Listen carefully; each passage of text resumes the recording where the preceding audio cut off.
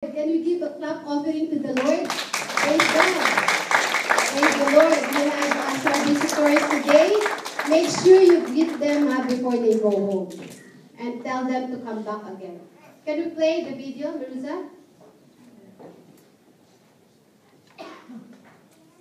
There are hundreds of ways to connect in this world.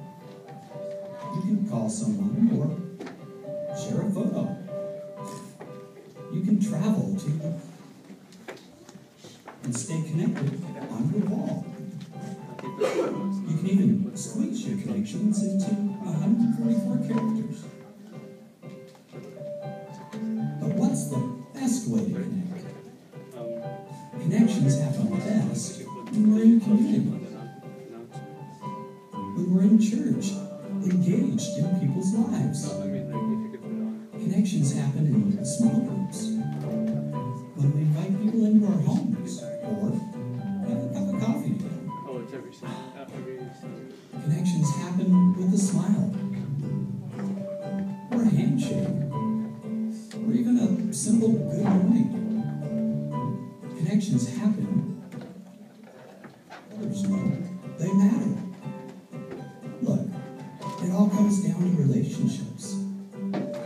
You and someone else, face to face. Take the time. Make the time. Get connected. Amen. Amen. So, I'll tell you my title later, but one of the interesting places that I visited in Edinburgh is the National Museum of Scotland. There are a lot of interesting, exhibits like the reformation of the church. But one of the exhibits is the evolution of communication. And it was shown there how it works from telegraph. Do you know telegraph? Probably only those who are above 40 years old knows the telegraph. Okay? About telephone, the radio, the television, computer, the beeper, okay, the mobile phone, the internet, and the wireless. So it was all explained. How it works I still don't understand.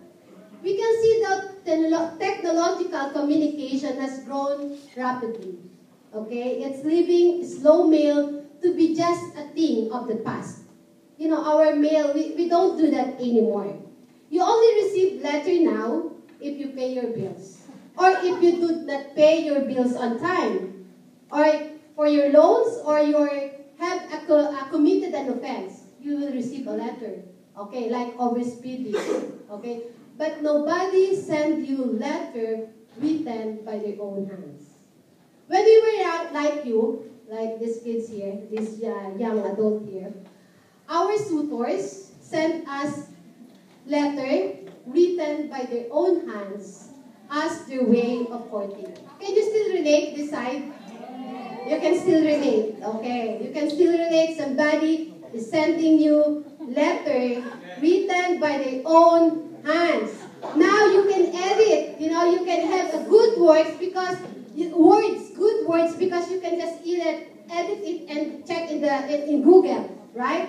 So, but nowadays, all the communication are by email, texting with the wrong spelling, right? You know what? I'm really not good at, because before, I'm really good in spelling. If you tell the words, even I don't know exactly what is the meaning, I can write it correctly. But now, because we are all using bad spelling, we can communicate with the wrong spelling, and it is acceptable, right? So, but there's an advantages, and it's very accessible for everybody as a way of our communication. Is that right? Yeah, it's very easy. We all thought that we are communicating and connected to our friends. We all thought that we are communicating and connected to our families, to the communities. We thought that we are connected to the world. But the fact is, we are isolated to the real world. We are isolated to the real world. You are connected. You thought we are connected, but we are isolated. Is that right?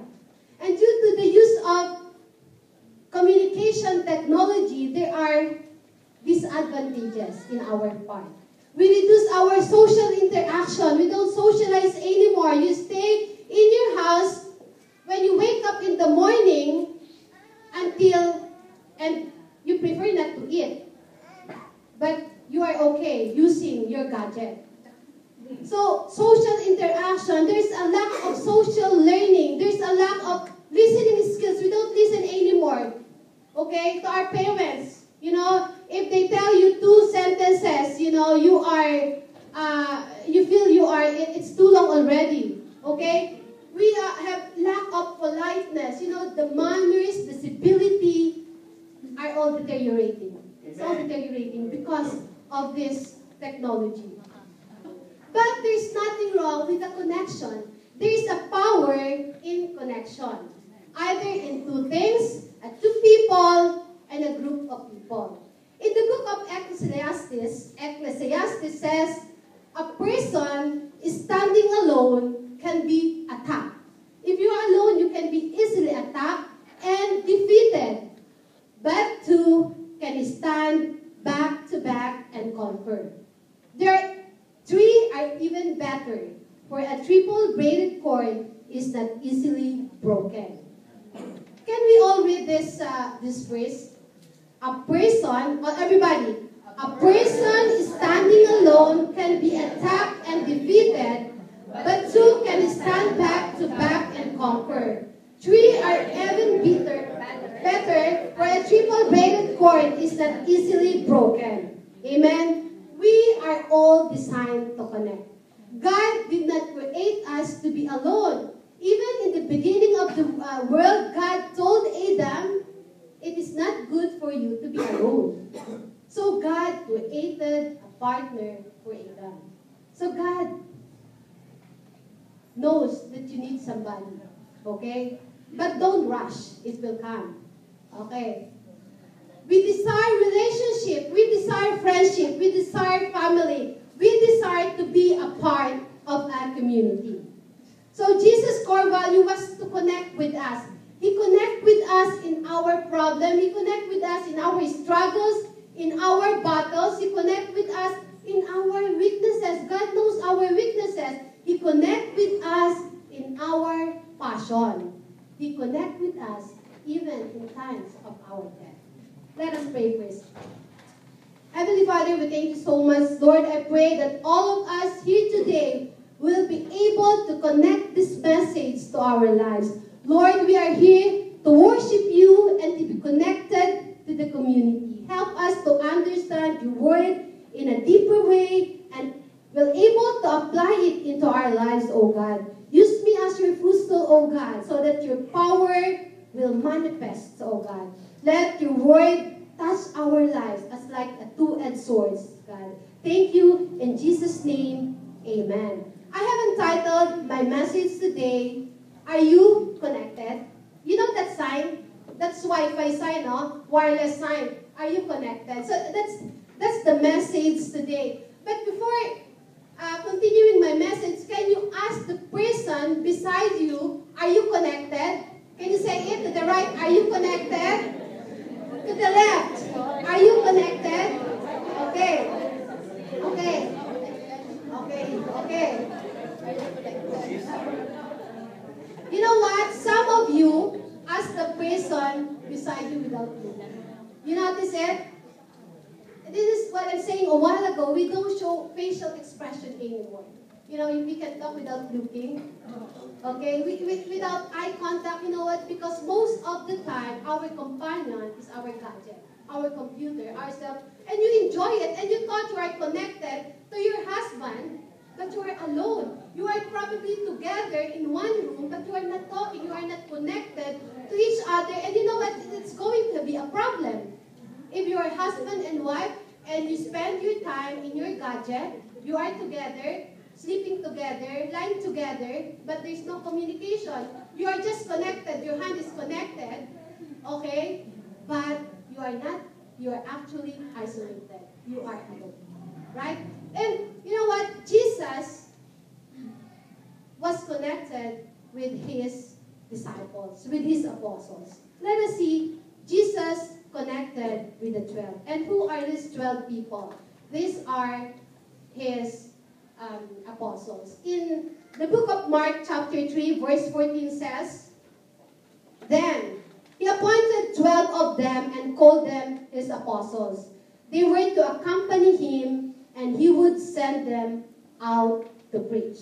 Okay, so when you accompany the person, it means that you're going with him. You will travel with him. You will partner with him. You will plan and work with him. And Jesus connects his disciples in the last 3 years of his ministry. They are together. Okay? Jesus did not only call them to preach the gospel. Jesus did not only call his apostles to lay hands on the sick or cast out devil or do miracles, because all of these signs are result of connecting with the person of Jesus Christ, because of their connection with Jesus Christ. And Jesus says, "Those who know me will do great things." He will do great things. This is not the know that I know you, I know the president. No, this is an intimate relationship with our Savior, Jesus Christ. And you have intimate, how are you going to have an intimate relationship? Person to person, you're always together. You're going to have intimate relationship. But how you spend your time with Jesus. You're going to have an intimate relationship if you spend your time with Jesus. That is an intimate, not only knowing Jesus, but it's an intimate relationship with Jesus. You know, connection can be good or bad. In this world, people want connection. Especially in the Philippines, you know. You should be connected with the mayor, connected with the governor, you know, connected with the Senate. You can have a special privilege if you are connected. No? But, you know, if you are connected probably with your boss, you will be granted all your requests.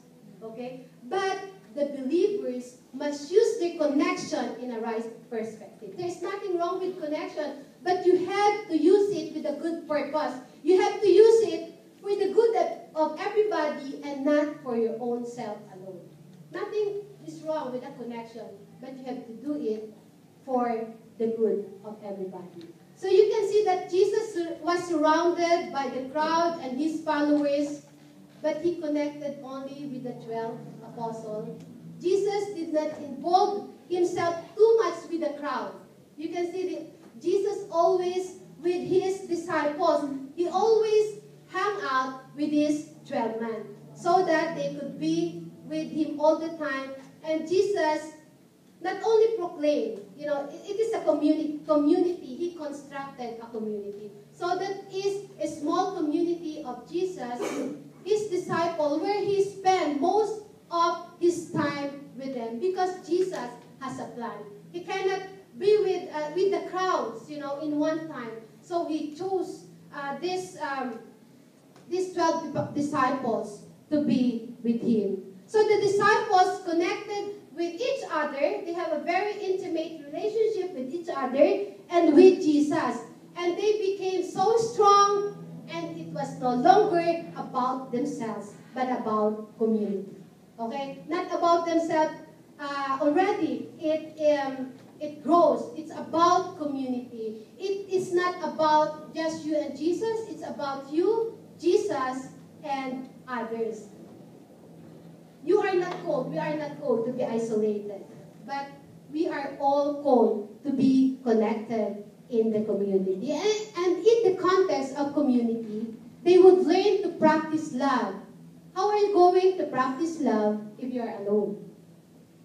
Okay? These 12 disciples were not the most intelligent and wise people in the world. They are also imperfect like you and me, but they were able to establish community, and they grew every day, and because of their love and concern that they are showing to other people. That is a community, okay? They're showing love to the community. So Jesus connected with the 12, and the 12 apostles connected 12 apostles connected with others to establish community. And that's simple, like networking. So even before, when there's no networking in business, the Bible already doing that. Okay? Connection, to establish, connected to each other, to establish community. So Jesus connected with the 12. Number 2, so because Jesus connected to the 12 and the 12 disciples connected to other people to establish community, you must be connected to the church. Church is a part of our community. It's a group of people. Okay? Hebrew 10:25 says, and let us not neglect our meeting together. Don't forget this meeting together, because this is where you can hear the word of God. This is where you can will be encouraged. If you have problem, you can hear encouraging words. Okay? Hebrew 10:25 says, and let us not neglect our meeting together as some people do. It's true that there are some people who doesn't want to be connected. No? Some people that they don't care about meeting together. But encourage one another. Let us encourage one another, especially now that the day of His return is drawing near. Imagine it was written long time ago, and it says, especially now that the return of Jesus is drawing nigh. Jesus is coming soon. Okay, we don't know when. So it's more getting nearer and nearer, because it's written long time ago, and even the disciples, are waiting, expecting that Jesus will return. And how many generations passed? Okay, so it's getting nearer and nearer. And that's why don't forget meeting together. Be a part of the group, right? Community, where you can hear the word of God, where you can be encouraged about God. Every believer must be connected to the body of Christ. If you are a Christian, you must be connected to the body of Christ, because God has an assignment for you in the church where God brought you. Okay? God has assignment for you where God brought you. The church is called a family, God's family, or it is also known as the Christ body. Okay? We are Christ's body, we are God's family, we are community. And when Jesus left this earth and ascended to heaven, witnessed by His disciples, He expected us to be His hands and His feet. Jesus is not here anymore. So in other words, we are His body on earth. Okay? We are His body on earth. Each of one here today has a role to play to continue what Jesus has begun, what Jesus has started. There are different parts of the body. Look at yourself. You can see the parts of your body, which is very visible. Which one is visible? Your hands, your ear, your mouth. It's all visible. This is our parts of our body. And you need that for you to survive. There are invisible parts of the body. What are those invisible parts of the body? Okay? I am working in the operating room, and every day, I can see internal organ.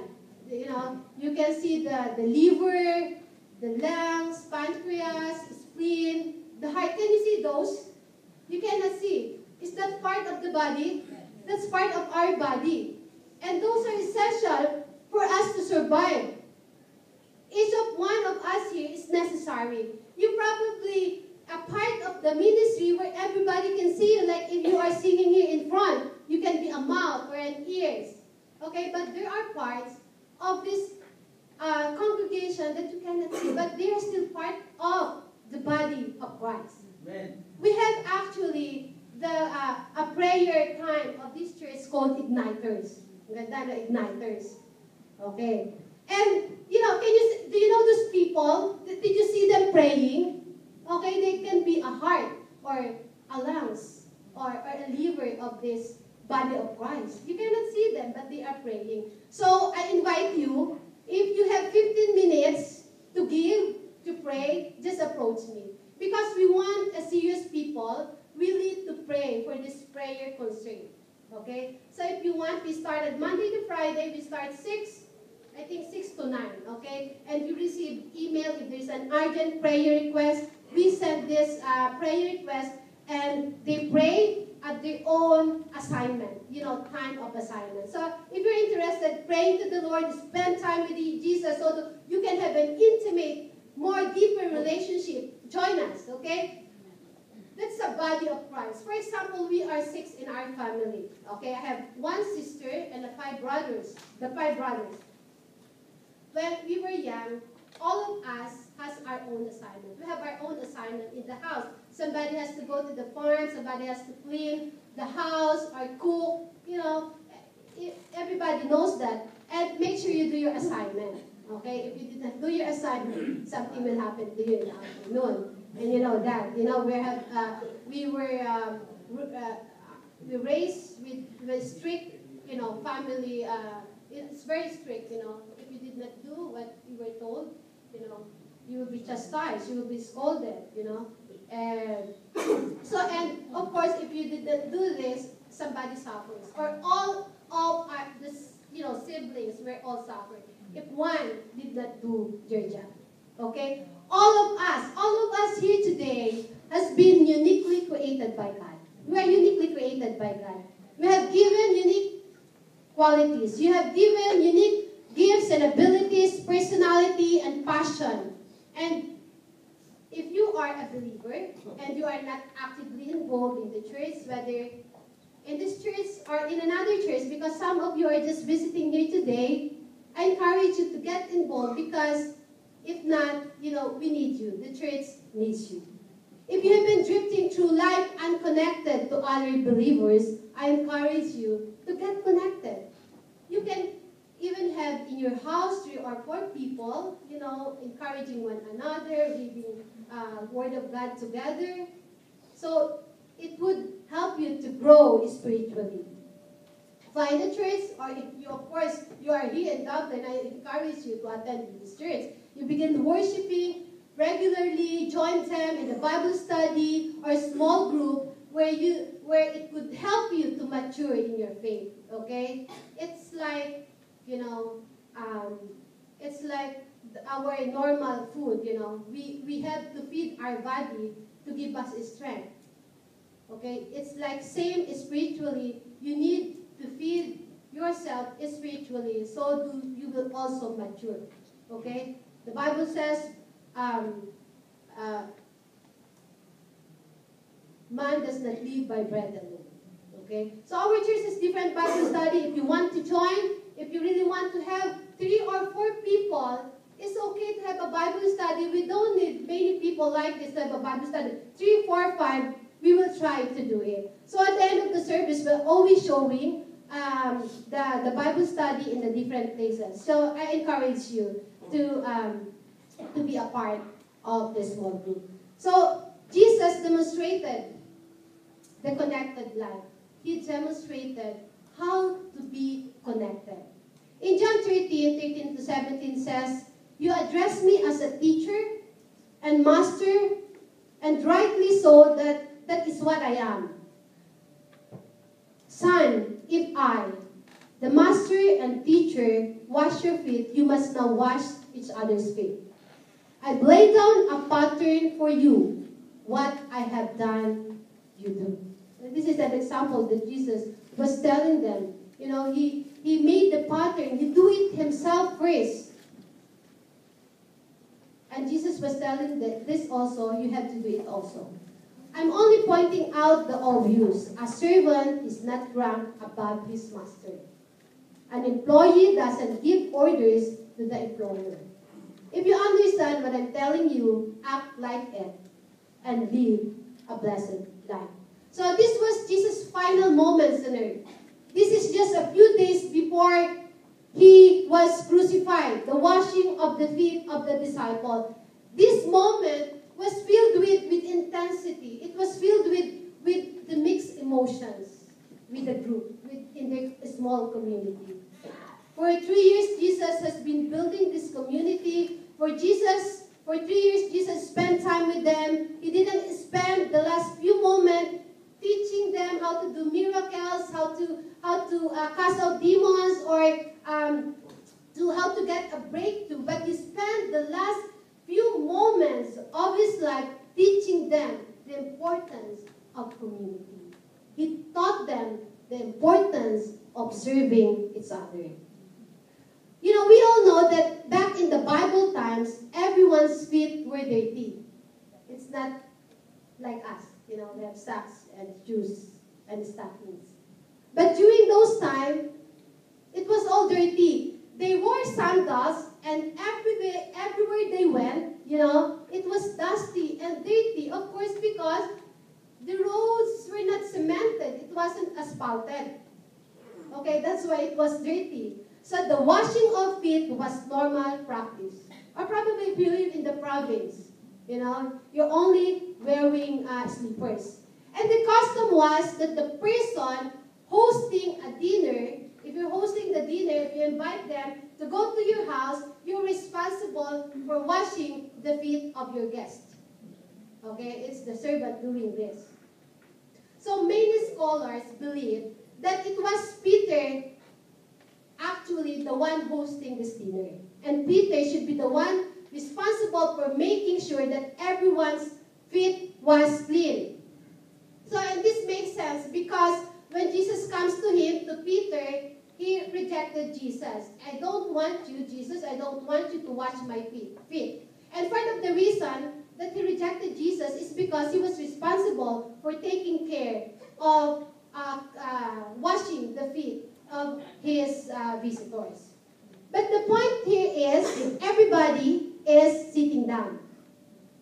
All the disciples, they knew that somebody has to wash their feet. They needed their feet to be washed, but no one moved. Okay? Because sometimes when we have things to do, you know, everybody's sitting down. We know that there is something to be done, but nobody's moving. Okay? We're always waiting for somebody to do it. But you know what? Jesus, their master, okay, quietly gets up. He stands up, prepared a towel, and stooped to his lowly task. So they were stunned. They were amazed and astonished to silence because Jesus started to wash their feet. And it is the lowly task. It's done by the servant. But imagine Jesus is the master, but Jesus wants to show them an example with a servant heart. So when Jesus washed the disciples' feet, he told them, I have given you an example. This is an example that you should do as I have done. We are to emulate, we are to imitate, we are to serve one another with humility and seeking to build up one another in love. So Jesus, before he say it, he do it first. He show it to the people. He show it to the disciples. This is what you have to do. You should have a servant. Even he's the master. He did that thing. He washed the feet of his disciples. And you know, sometimes if we seek supremacy, if we seek superiority, you know, even in the group, we want to be the boss, you know, we want to be the one to tell them what to do. We displease the Lord. We displease the Lord who promised that the true greatness in his kingdom, the true greatness in his kingdom is attained by those with a servant heart. Okay? If anyone wants to be the first, he must be last of all and servant of all. You should be the servant first. And when we have the servant's heart, the Lord promised you will be greatly blessed. And that's Jesus says, what I'm doing, you don't understand now, but after that, you will know. So if you understand community, connecting and serving, you will be blessed. You know, how will you apply your servant heart if you're alone? How will you expose your love to others if you are alone, if you're isolated? You cannot do that. So Jesus did the lowest type of job and showed to his disciples. So we should also emulate him and serve one another, like what Jesus did. You know what? The loneliest people in the world are those who are disconnected and those who are isolated. And they have a tendency, you know, to commit suicide. And that is why in this country, there are a lot of suicide cases, you know, because they are not part of their community. They don't have a community. They cannot tell their problems, and they just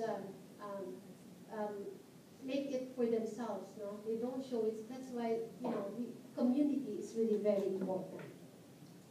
Okay, so he also instructed community to his follower, and those who follow Jesus are now responsible. You know, these 12 disciples, they are now responsible to build community, because community is not an optional. The essence of Christianity is unity, and you need a community.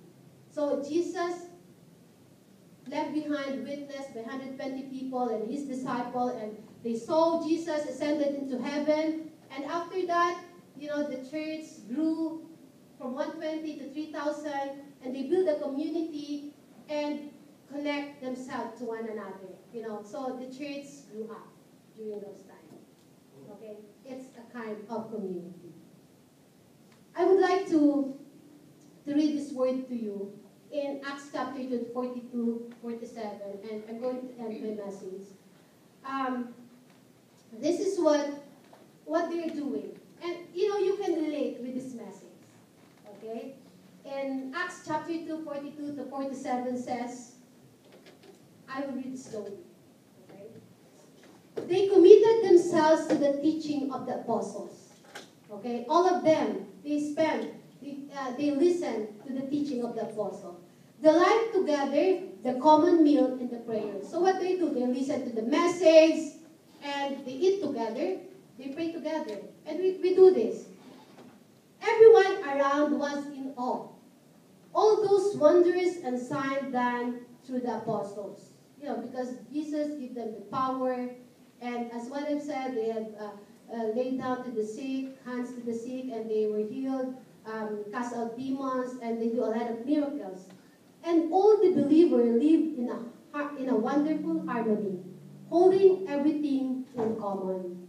So they sold whatever they owned and pooled their resources to each person's need was met. They followed a daily discipline of worship in the temple. Okay, you know that coming here is a discipline. Because if you will not discipline yourself, it's good to just stay in your bed. And it's cold outside. So coming here, you have to discipline yourself, right? So they followed a daily discipline of worship. Actually, they're doing it daily. Now we're only doing it once a week. Okay? So you can only discipline once a week, go to church to worship. I'm just saying, of course, you know, some of us have a duty to go every Sunday. And that is an exception. But if you are just going somewhere and just staying in your bed and you're not coming to church, it's another story. Okay? But if you are on duty like me, also doing duty Sunday sometimes, it's acceptable. But I encourage you, if you are not doing anything, you discipline yourself. Okay? You discipline, you come to church. They follow the daily discipline of worship in the temple, followed by meals at home. And we always do this, no, we eat already in the church, and then we will go to the other house again. And every meal, a celebration, as if there's always celebration every Sunday. Okay? So you can relate this, no, in this verses. And that's what they're doing. That's why they grew. Exuberant. They are high in the spirit, and they are joyful. And they praise God.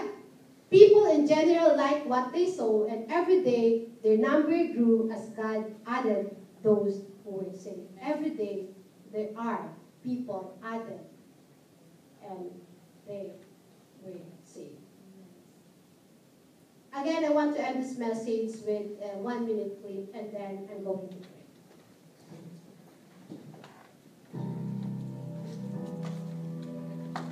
So connect with the group today. That's the encouraging word. Have you ever felt alone? Drifting in a sea of faces? Do you feel lost or unknown or detached? Maybe it's time for you.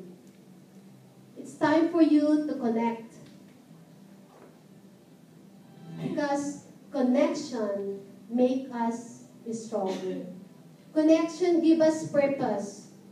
Connection help us grow, reach out, serve, because together we are the body of Christ.